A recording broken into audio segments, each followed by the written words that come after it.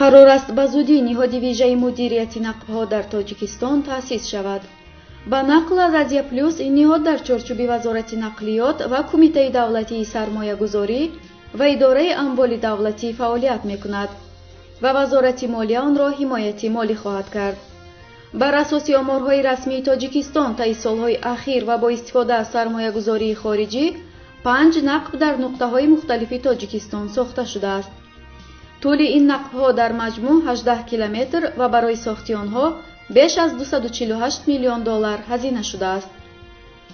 дар ҳамин ҳол Худоёр Худоёрзода, вазири нақлиёти Тоҷикистон, аз ширкати IRS Innovative Road Solutions интиқод кард, ки ин ширкат ба мақомот ҳисоботро пешниҳод наметкунад.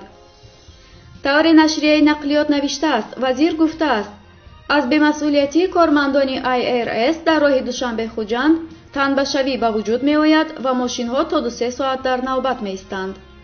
Худоёрзода мегӯяд, обпартоҳо пур аз сангу хоканд. хадамотро супориш медиҳам, ки оид ба ин масъала санҷиш гузаронад. намояндагонашон мегӯянд, кормандони IRS онҳоро кор кардан намемонанд. магар ин роҳи Тоҷикистон нест? охир ҷавобгӯи ҳамаи роҳҳои кишвар вазорати нақлиёт аст. каму кости роҳҳоро аз мо мепурсанд. вазири нақлиёт дастур додааст, ки барои ба тартиб даровардани нуқси техникии роҳи Душанбе-Хуҷанд, ки дар ихтиёри ширкати IRS аст, чораҳои муассир андешида шуда ба роҳбари ширкат нома фиристанд.